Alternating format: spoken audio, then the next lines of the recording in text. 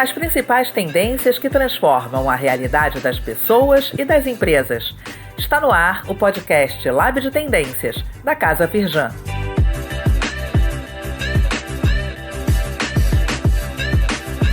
Olá, bem-vindas e bem-vindos a mais um episódio do podcast Lab de Tendências da Casa Firjan.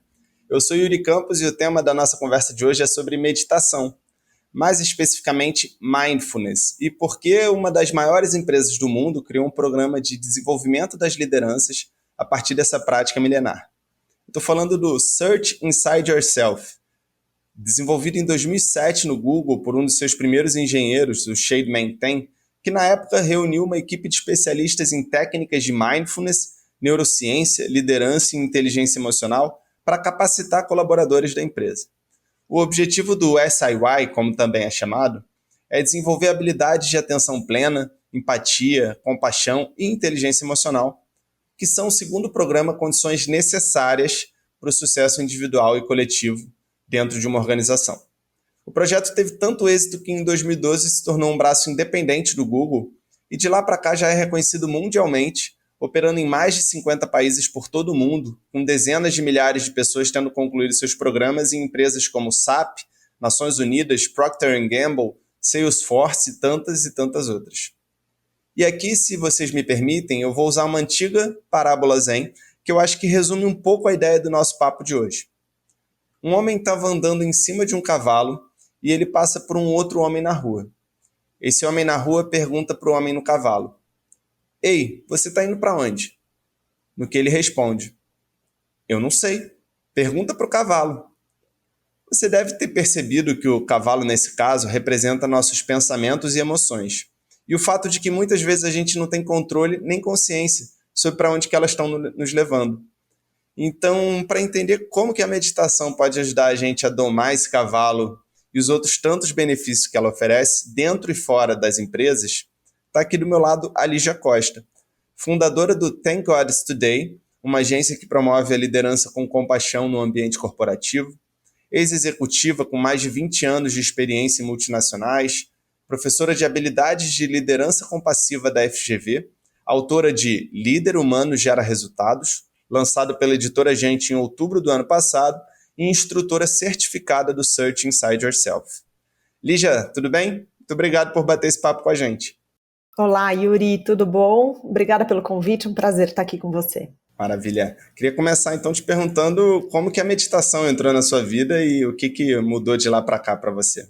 Olha que bacana, né? A gente fala meditação, sempre tem um rótulo e as pessoas criam, né, diferentes interpretações. Então, para mim, eu digo que a meditação ela faz parte da minha vida desde a minha infância e adolescência, em função de eu sempre ter praticado esporte, e como para mim a meditação ela está muito ligada à respiração, à concentração, e o esporte ele precisa desse centramento, eu digo que desde sempre, né, a prática, não com este nome, mas ela fez parte, né, da minha formação. Aí quando eu entrei no mundo corporativo, eu lembro que em vários momentos eu precisava parar, respirar, para saber como responder aquelas situações, mas até aí era sempre de forma intuitiva, orgânica, eu nunca nomeei. Mas em 2013 eu fiz uma transição de carreira e cheguei naquele ponto de, e agora? Né? O que eu vou fazer daqui para frente? Mas eu acho que a principal pergunta para mim foi, o que me fez chegar até onde eu cheguei no mundo corporativo, sendo uma líder, como você trouxe aqui, executiva, trabalhando em diversas multinacionais, assumi posição de diretoria muito cedo na minha carreira, e eu me fiz essa pergunta.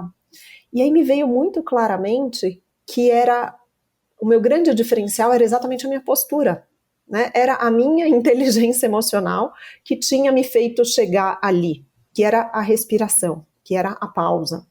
E aí eu falei, tá, mas como eu posso, de uma certa forma, trazer isso para o mundo corporativo? Porque é tudo tão intangível, né? Eu dizer que o que me fez chegar em cargos de liderança era a pausa, né? Era a respiração, que para mim era natural. Então eu fui estudar. E eu falei, deixa eu ver o que eu posso trazer para as pessoas entenderem isso que eu trago, né? Que isso gera resultado, isso gera lucro, isso gera produtividade. E aí eu fui, Yuri, eu sempre trabalhei com o mundo de internet, de inovação, de telecomunicações. E aí eu falei, não está mais no Vale do Silício essa inovação, né? Eu vou para o outro lado do mundo, eu vou buscar na Índia, eu vou buscar no Butão esses ensinamentos da respiração, eu vou estudar no Centro de Felicidade do Butão para entender por que lá é o país mais feliz do mundo, como a gente concilia, né, satisfação, respiração e traz isso para o mundo executivo. E lá no Butão eu tive minha primeira imersão propriamente em meditação, mindfulness, com monges, com lamas, né, que são acima dos monges, onde eu comecei a me aprofundar nos conceitos, através de uma prática de meditação, não só budista, porque o Butão ele é um país budista, mas também existiam alguns lamas tibetanos e eles traziam diferentes práticas para que a gente experimentasse. Quando eu voltei para o Brasil, eu falei, tá bom, como que eu faço para trazer isso para o mundo corporativo? Impossível, né? Porque é uma distância, tem um gap muito grande entre o que eu vivi, né, e o como trazer isso. E aí eu continuei pesquisando e descobri, foi aí que eu voltei para os Estados Unidos e descobri que o Google também estava trabalhando meditação dentro do mundo corporativo. Foi aí que eu me aprofundei nos conhecimentos do Search Inside Yourself, que você mencionou aqui no início do nosso podcast. E eu falei, olha só, eles também estão fazendo esse movimento. E aí, como foi, né, dentro do Google, a gente está falando de engenheiros, eles trouxeram realmente uma metodologia. E eu comecei a me aprofundar também nos estudos, aí sim com uma série de suporte da ciência, né, com os principais pesquisadores. E voltando, né, aí para a sua pergunta, a minha prática pessoal, né, individual, já tem mais de 12 anos. Eu lembro quando a minha filha mais velha nasceu, eu comecei a praticar. E eu tenho aqui em São Paulo, semanalmente, um grupo que eu participo, de ensinamentos e de práticas, né? Eu falo que é a minha mestra, onde eu aprendi realmente a prática formal da meditação e eu trago isso para a minha rotina, né, diariamente. Sim. E eu falo que é diariamente porque eu sinto no meu corpo quando eu preciso de um pouquinho mais, né, ou um pouquinho menos. Hoje eu já estou com esse olhar um pouquinho mais refinado, né, com esse sentir, e quando necessário, até porque eu sou professora hoje em dia, eu preciso fazer retiros, ou seja, ficar 5 dias em silêncio, são algumas práticas, é como uma maratona, quem decide correr, aí você fala, eu vou fazer 21, aí você fala, então você tem que treinar um pouquinho mais. Como eu escolhi ser professora, então de vez em quando, para intensificar as minhas práticas, eu também escolho. Acabei de voltar do Egito, em 20 dias aí também de práticas de meditação nas pirâmides. Então, assim, eu vou me abastecendo daquilo que legal. É importante para que eu consiga não só experimentar em mim, desenvolver em mim, e aí trazer e traduzir para o mundo corporativo para que eles compreendam também os benefícios, né? É o que você falou, o homem passa lá no cavalo. Eu estou em cima do cavalo ou o cavalo está me levando? Né? Então eu hoje sentei no cavalo e eu domestico e digo para ele onde ele precisa me levar. Boa. A gente vai falar já sobre como que funciona a metodologia do SIY, mas antes eu queria só conceituar aqui esse termo mindfulness, né? Que é um tipo de meditação. Mas por que você acha que esse tipo especificamente se tornou tão popular no meio corporativo e não outro, por exemplo? Perfeito. E o que é também, né? O que é mindfulness aí para você? Então vamos lá, eu vou dividir em duas partes. Primeiro, meditação, né? Meditação é um treino mental para ajudar as pessoas a se familiarizarem com todos os processos mentais, assim, o que acontece na sua mente. Então, meditação é um treino mental. né? Então, existem diferentes tipos. O mindfulness, ele foi desenvolvido pelo médico Jon Kabat-Zinn, e é um estilo de meditação com foco em atenção plena, e ele se popularizou por ser livre de qualquer religiosidade e por ter comprovação científica, tá? Então, simplesmente por isso, existe uma metodologia, inclusive o Jon Kabat-Zinn, ele é conhecido pelo MBSR, né, que é a prática de meditação de redução de estresse, que iniciou dentro de um hospital, ele é um médico, e como teve essa comprovação científica para a redução de estresse, aí ela se popularizou, e hoje, mesmo dentro, né, do mindfulness, existem outras formas, né? Tem a parte específica de alimentação com atenção plena, né? A tradução, né? Atenção plena.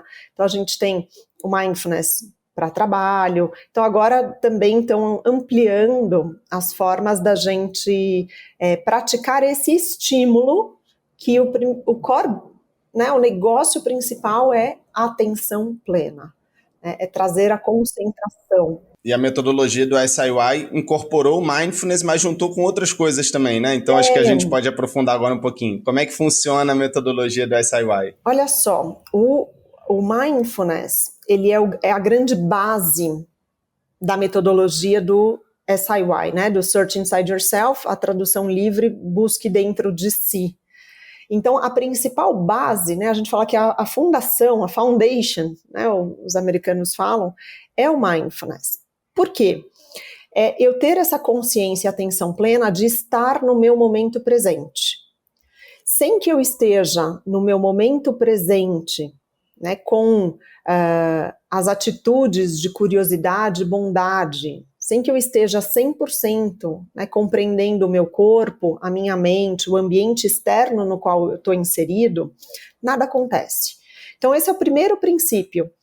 Por quê? A gente fala, as pessoas estão no piloto automático, as pessoas vivem se comparando às outras, as pessoas vivem distraídas, vivem buscando no externo reconhecimento, vivem buscando competir alucinadamente. Então, assim, a gente está o tempo inteiro no nosso externo, né? No nosso, entre aspas, piloto automático, que é o que a gente fala. A gente está aí nessa era da distração, o nosso foco está reduzido, né? Toca o WhatsApp, toca um pop-up no computador, tudo tira a gente desse momento presente, porque é muito difícil a gente estar no nosso momento presente. Então essa é a principal, e eu estou ocupando um pouquinho mais de espaço para falar sobre isso, porque sem isto, sem a gente ter esta consciência de estar no agora, que é tudo que a gente tem, né, a gente não consegue desenvolver os outros pilares da metodologia do Search Inside Yourself. Então, através de diferentes estímulos de mindfulness, que é essa primeira base, a metodologia desenvolve inteligência emocional. Aí a gente entra não só com, né, o Jon Kabat-Zinn, mas a gente põe também os ensinamentos do Daniel Goleman, que é o pai da inteligência emocional, na metodologia do SIY. Então, o primeiro pilar que a gente desenvolve depois de mindfulness é autoconsciência e práticas de meditação que contribuem para que a gente seja autoconsciente. O segundo pilar, autogestão, e também quais são as práticas que vão contribuir para que a gente faça a gestão das nossas emoções. Como que eu realmente não aprendo um conceito e uma teoria, mas eu pratico, porque a meditação, na verdade, ela é uma prática reflexiva que a gente vem trazendo algumas... A gente fala que é meditação guiada, né? Então você traz estímulos guiados que estão desenvolvendo pilares da inteligência emocional. Né? O terceiro pilar, a motivação. Depois a gente trabalha empatia e, por fim, as habilidades sociais, né? Que está relacionada à comunicação não violenta, que está relacionada à compaixão, ao servir. Então, o programa completo, a metodologia do Search Inside Yourself, ela é muito bonita. Ela realmente tem impacto de transformação nos indivíduos, porque a gente não traz ali e você fala, olha, decora aqui esse pontinho. Não, não é isso. É viva esta experiência e sinta no seu corpo através dessa condução gentil que a gente está trazendo, né? E perceba, sinta. E aí o que acontece é que as pessoas acabam realmente observando benefícios e alguns seguem, outros não. Quanto tempo dura esse treinamento? Olha, o treinamento completo do Search Inside Yourself de imersão são 16 horas, onde a gente aborda todas essas competências da inteligência emocional. Mas tem palestra de 60 minutos, de 90 minutos, workshop de 4 horas, tem metade do programa de 8 horas. Na verdade, a gente vai recortando e desenvolvendo, nos aprofundando mais ou menos, de acordo com as demandas e necessidade. Quais são as práticas, além do mindfulness, que a gente já conceituou aqui, que tipo de outras práticas que são feitas aí ao longo do treinamento? Tem muita prática de escuta. A gente também treina, por exemplo, empatia, comunicação não violenta, atenção plena, a partir do momento em que você é capaz de escutar os outros, né? Então você tem aí 4, 5, 6, 7 tipos de escuta. Você pode escutar de maneira generosa, você pode escutar e depois fazer um pequeno espelhamento, você pode escutar... Como que faz para escutar de maneira generosa, intencionalmente? É exatamente antes de entrar para uma conversa, você se contar.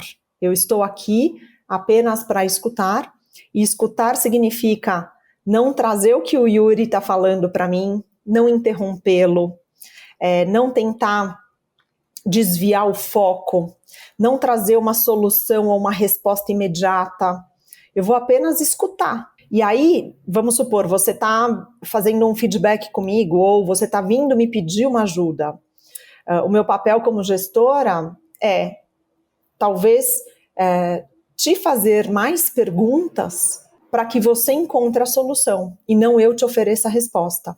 Ou você chegou explodindo, assim, muito nervoso comigo. Vamos para um lado pessoal, né? Relacionamento de casais. E a pessoa chega explodindo. Cavalo está fora de controle.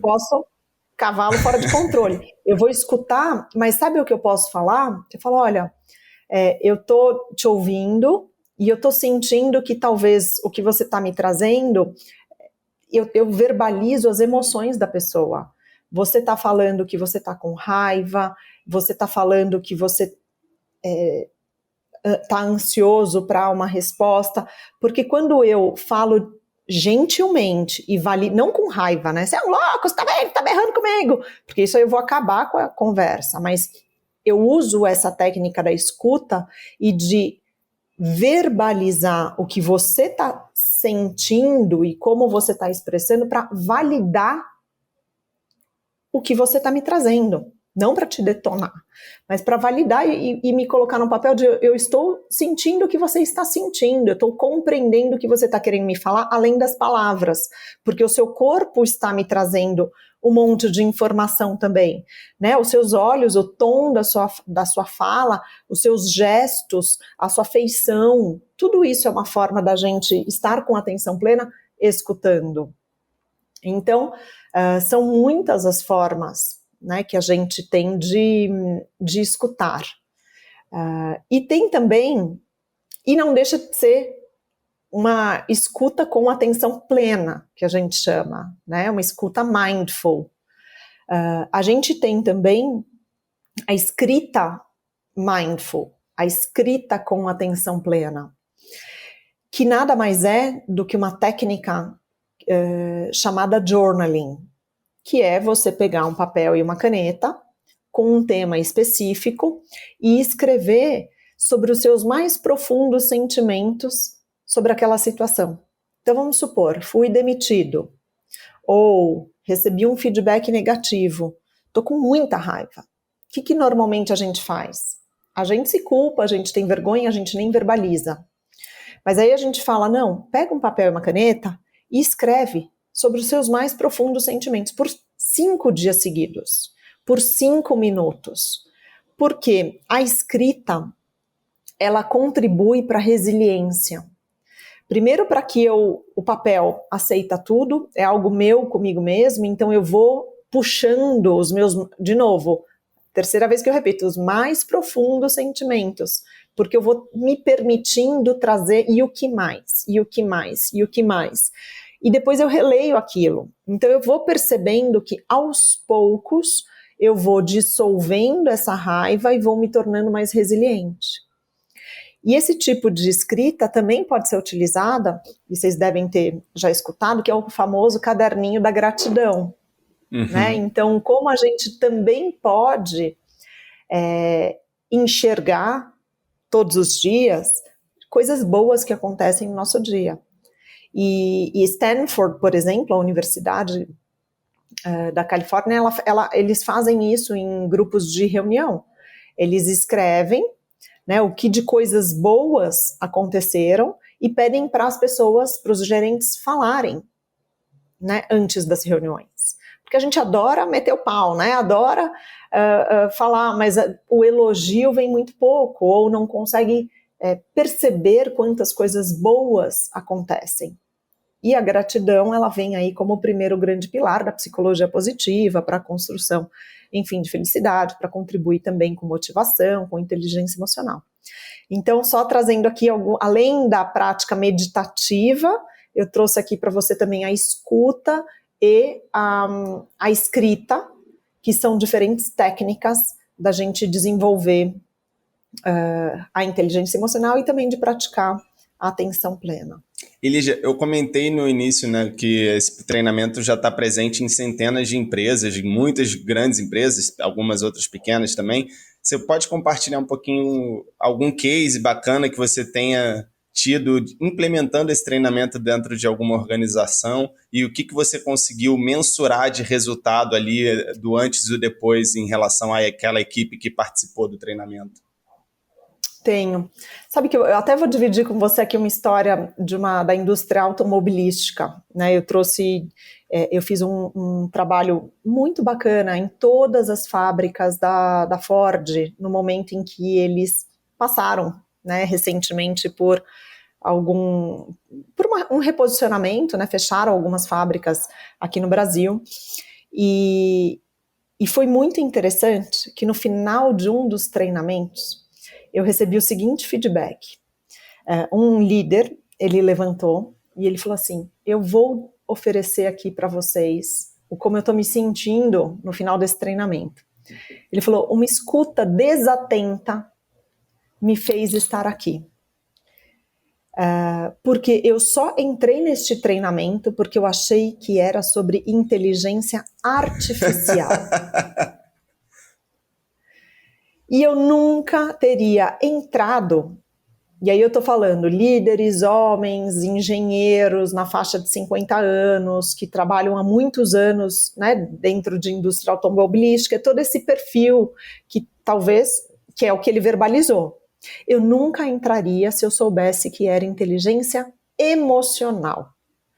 Mas eu estou em pé aqui no final desses 2 dias para dizer que foi a melhor coisa que eu poderia ter recebido, porque em função desse cenário externo que a gente está vivenciando, tudo que vocês me trouxeram é o que eu preciso para poder me comunicar, não só comigo, mas também com toda a equipe de maneira consciente.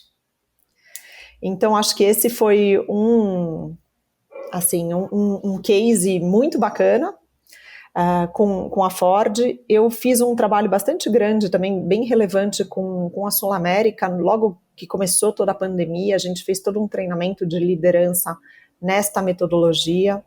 Antes da pandemia, a gente teve treinamentos na UFRJ, teve treinamentos no Cubo, em São Paulo, já foram milhares de pessoas treinadas pela metodologia aqui no Brasil. Na própria Firjan, a gente teve um workshop pequenininho, sim, né, de 4 horas, teve só uma pílulazinha. E quando teve a pandemia, o treinamento se transformou em online e a gente teve grupos, né, de 6 semanas, de 8 semanas, e foi uma experiência diferente acompanhar essas pessoas por mais tempo, quase 2 meses, né, do que às vezes, né, 16 horas, 2 dias de imersão, foram quase 2 meses. E eu percebi que as transformações foram muito mais intensificadas, porque a gente trazia pílulas, as pessoas treinavam ao longo da semana. Quando você está esquecendo, né, porque é isso, quando você não quer mais nada sobre isso, você volta, tem um novo estímulo e dá continuidade. Né? Então, eu tenho recebido feedbacks muito positivos. No meu livro tem bastante case também, tem falas. Legal. Eu trago, né, ali alguns depoimentos bem relevantes também. Bacana. Lígia, eu queria encaminhar agora então para um bloco que a gente tem no nosso podcast, que é o bloco De Olho nos Sinais. Bom, uma das técnicas de estudos de futuro é o reconhecimento dos sinais de mudança, né? Isso pode ser feito, por exemplo, a partir da análise de temas em destaque, olhando para eles, entendendo o contexto por trás, interpretando os possíveis desdobramentos que eles podem ter no mercado ou na sociedade de um modo geral. E aí eu separei aqui, então, 3 chamadas, 3 manchetes, que eu queria que você comentasse um pouquinho sobre elas, se você acha que elas configuram um sinal de mudança importante para o mercado brasileiro para os próximos anos, e por quê? Pode ser? Pode, a hora da pegadinha, é isso? Não tem pegadinha. Aqui, hoje eu tô leve. Vamos. Primeira manchete é uma do Globo, de janeiro de 2022, agora. Síndrome de burnout é reconhecida como doença ocupacional pela OMS. Que bom, e não só a síndrome de burnout, mas eu digo, a gente tem aí um número que a OMS traz para a gente que até 2030, 50% da população vai ter depressão. Então, talvez o primeiro passo é compreender que as organizações, ou seja, a população ativa que está dentro de ambientes corporativos, trazendo estes sinais, é um momento, um alerta para que as empresas não só contribuam para que essa pessoa seja curada, mas que busquem também a causa. Porque para mim o mais importante é compreender a causa do burnout dentro do mundo corporativo, que está totalmente relacionada à gestão e à liderança tóxica, está relacionada à baixa equidade de gênero e está relacionada a exatamente o S, né, do ESG ali, de sustentabilidade, que precisa ser um grande alerta, ou seja, a saúde mental, os impactos econômicos que as empresas estão tendo em função da saúde mental, é algo que os líderes precisam enxergar, né? Que não é abraçar a árvore, não é ser zen, não é mimimi, mas sim, eles precisam dar atenção efetivamente, porque gente desequilibrada vai trazer improdutividade, né? E gente feliz, ela é mais produtiva, parece utopia, mas no fundo é isso, né? A pessoa saudável, ela produz mais. E no Brasil ainda mais, a gente tem problemas muito fortes relacionados a estresse, ansiedade, a gente configura aí como o segundo país que tem maior índice de burnout, segundo o International Stress Management Association. Então, são níveis alarmantes que a gente tem aqui no Brasil especificamente, né? Exato. O número vem só aumentando e acho que talvez até por esse perfil do brasileiro não olhar tanto, e eu gosto de dizer que a pandemia trouxe algo bem positivo, né? Da gente compreender que sim, né, somos seres emocionais, nós não somos robôs. Então, enquanto a gente não parar e a gente olhar para o indivíduo como um ser emocional, com vulnerabilidades, e pautar o nosso sucesso apenas no externo, que é o que a gente começou a nossa conversa. Dia 1º de maio foi dia do trabalho, né? E as pessoas pensam que o trabalho é ganhar dinheiro. E eu gosto de dizer que a hora que a gente entender que a nossa vida é o nosso trabalho em tempo integral, então a gente tem que olhar sim, né, todas as inteligências que nos sustentam, a inteligência física, mental, emocional, financeira, todas em equilíbrio para que a gente possa trazer a nossa melhor performance. Total, total. Não, falando até, indo para esse campo mais extenso, tem um aquário, né, que é a nossa série de palestras e debates que estão disponíveis aí no YouTube da Casa Firjan. E a gente fez um com o Marcelo Gleiser, né, que é um grande físico brasileiro, pesquisador da Dartmouth College, ganhou inclusive o prêmio Templeton, que é considerado o Nobel da Física e Espiritualidade. E ele tem um livro que é O Universo, o Homem e Seu Espírito, e ele fala muito sobre isso. Também praticante assíduo de meditação. Aliás, falando em praticantes de meditação notória, assim, tem muitos, né? Eu acho que isso eu costumo até usar como exemplo quando as pessoas são um pouco céticas com relação a isso. Aí a gente pode falar desde Steve Jobs, a Oprah, que lançou um programa de meditação com o Deepak Chopra. O Yuval Noah Harari dedica um capítulo inteiro no 21 lições para o século XXI só sobre meditação. O Phil Jackson é um caso que eu gosto muito, que é um caso de liderança. Ele tem um livro que chama 11 Rings, 11 Anéis, onde ele fala sobre como que ele aplicava técnicas de mindfulness diariamente em todos os treinos. E aí a gente está falando do maior vencedor da história da NBA, que treinou nomes como Kobe Bryant, Shaquille O'Neal, o Michael Jordan.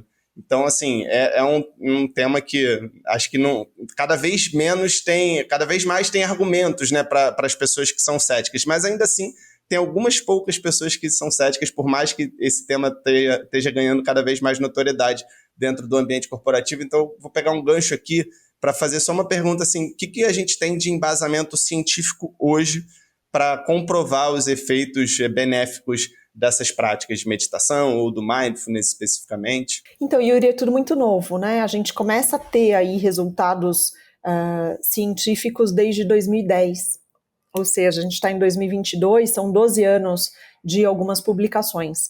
Tem um livro que se chama Ciência da Meditação, que ele é um grande compilado de todas as pesquisas científicas recentes. Então é bem interessante, né? Tem um outro livro do Mathieu Ricard, que também é um monge, né, que se uniu a um neurocientista, e eles fizeram uma série de pesquisas ali, real time, e foram publicando. E o que a gente percebe de resultados tangíveis em pesquisa, praticamente, são 3 grandes benefícios. O primeiro deles, que é a atenção plena, ou seja, a nossa capacidade de nos concentrarmos e ampliarmos o nosso foco, né? O foco hoje está muito reduzido, mas a gente é capaz de sustentar por mais tempo a nossa atenção naquilo que a gente deseja a partir do momento em que a gente treina a prática de meditação. O segundo grande benefício, ele está relacionado à regulação das emoções, ou seja, eu sou capaz de me autorregular para compreender como eu vou responder, porque tudo isso está ligado à área do nosso cérebro que é o córtex pré-frontal, que é ele que é desenvolvido a partir do momento em que a gente aplica e pratica a meditação mindfulness. E também, a grosso modo, né, a gente tem a autoconsciência que ela é desenvolvida, ou seja, o como eu sou capaz de observar todas as emoções que acontecem no meu corpo. E aí, sem falar da neurociência, isso acontece porque quando eu pratico, né, a meditação, a gente tem também a parte mais primitiva do nosso cérebro, onde a gente tem a amígdala, que é a grande receptora de todas as emoções. Existem pesquisas que comprovam que ela reduz de tamanho, né, a partir da intensificação de prática. Então a gente, ou seja, né, eu vou receber às vezes um estímulo ou uma situação muito avassaladora, como ela está treinada, eu vou ser capaz de recrutar ao córtex pré-frontal, né, a área pensante, de maneira mais consciente antes de oferecer uma resposta mais agressiva, vamos dizer assim. O mais interessante, Yuri, primeiro, a pesquisa científica contribui, ou seja, a gente pode praticar que tem benefício, só que a prática é como a musculação da academia. Se você não vai lá e faz, você não vai ver seu músculo. Só que na academia, você enxerga o bíceps. A meditação, você não vai enxergar, né, a massa cinzenta do seu córtex pré-frontal crescendo, Sim. a não ser que você vá fazer um escaneamento cerebral e antes e depois, né, de 30 dias da sua prática para realmente observar. Só que você percebe na sutileza da sua conversa, do seu bem-estar, né, da sua respiração mais longa, talvez da sua sensação de bem-estar. E o que eu tenho dito é as pessoas se acostumaram a viver com a respiração curta, pilhadas e achando que estão sempre ou perdendo alguma coisa, ou que precisa responder muito rápido. E, na verdade, quando você está um pouco mais sereno, você obtém muito mais ideia, muito melhores respostas. Sim. Você é capaz de ouvir melhor a outra pessoa. Isso não é tempo, é estado emocional. Tem uma frase do Viktor Frankl, que é um neuropsiquiatra austríaco, né, que ele fala que entre o estímulo e a resposta existe um espaço. Nesse espaço está nosso poder de escolher nossa resposta, e na nossa resposta está nosso crescimento e a nossa liberdade. Eu acho que é muito isso que você está falando, né, de ampliar o espaço da resposta. É isso. Essa mensagem do Viktor Frankl é: respire, porque chegou uma informação. Se você for capaz de inspirar e expirar antes de oferecer a resposta, talvez mude completamente aquele cenário, né, do que reagir de imediato. Boa, Lígia. Vamos voltar aqui para o nosso bloco, que a gente se desvirtuou completamente do nosso bloco de Olho nos Sinais. Vamos para a segunda manchete. Furor com aplicativos de meditação. Revolução do bem-estar ou fast food espiritual? Uma matéria do El País, de outubro de 21. Eu acho que está todo mundo tentando. Eu não seria tão julgadora. Eu acho que as pessoas, e existem projetos, eu estou envolvida em algum, que assim, a gente está tentando, está vendo que forma pode contribuir para estar, né, porque aplicativo mobile faz parte do dia a dia das pessoas, e soluções que possam contribuir para este bem-estar está na pauta.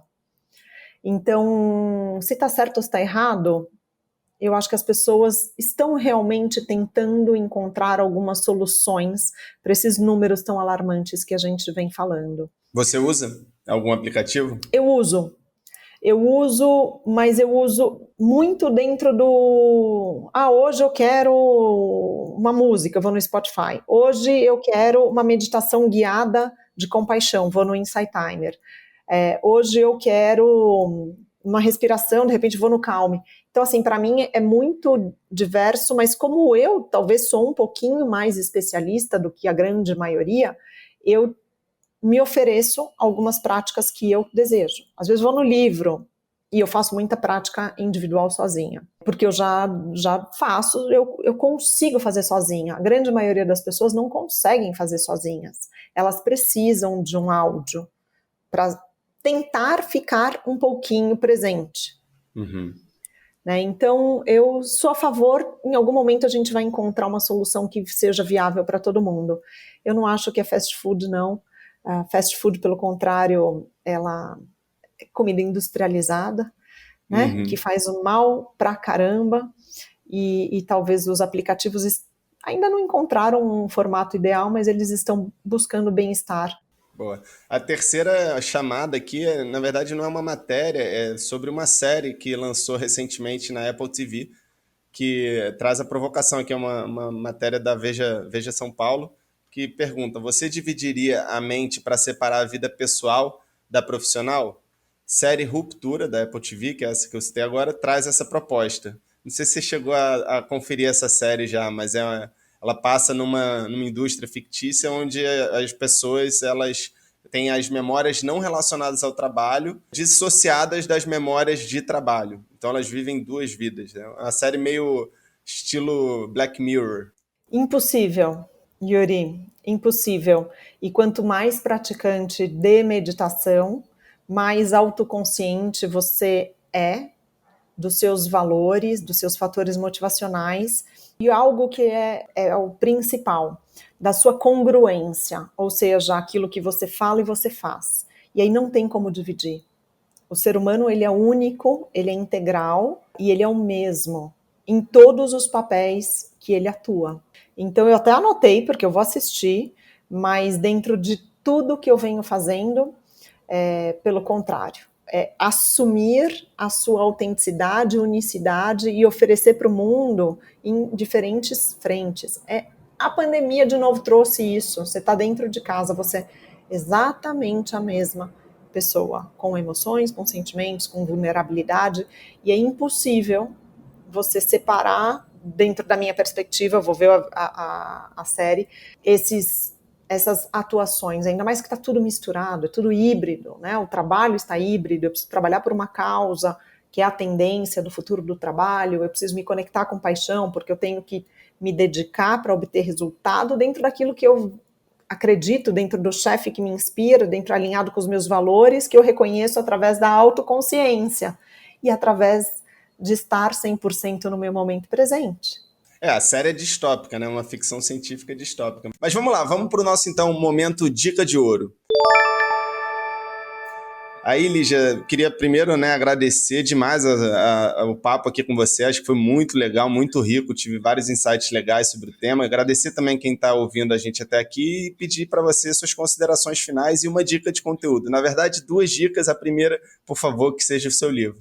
Bom, a primeira realmente adoraria indicar o meu livro, Líder Humano Gera Resultados.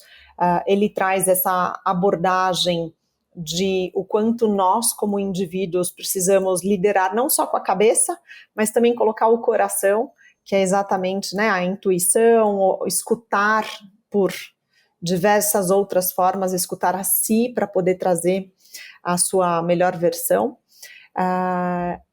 E uma outra dica é: experimentem a prática de meditação integrada na sua rotina. Para quem ainda não tem, insira, como eu dei o exemplo do esporte, ou como eu dei o exemplo da academia. Você vai para a academia, ao invés de ficar lá, tudo bem, um dia é o podcast, pode escutar porque é legal, mas o outro dia, conta a sua série, né? Foca naquilo que você está 100% fazendo, naquele seu momento presente, porque você vai ter um resultado melhor e está também desenvolvendo outras áreas do seu cérebro. Então, acho que essas são as minhas dicas. 5 minutinhos por dia é suficiente. E aí a gente vai querendo sempre um pouquinho mais. Boa, Lígia, muito obrigado. E olha, para comentários, críticas ou sugestões de tema ou pessoas que você gostaria de ouvir por aqui, manda um e-mail para casafirjan@firjan.com.br com o assunto podcast. A gente vai gostar muito de te ouvir. E, por fim, não deixe de seguir ou favoritar esse programa no seu agregador de podcast preferido e compartilhar com os amigos e amigas que podem se interessar pelo tema. E ó, se tiver no Spotify, ajuda muito se puder dar 5 estrelinhas pra gente. E se postar no Instagram, marca a gente lá no @casafirjan. Obrigado e até o próximo episódio.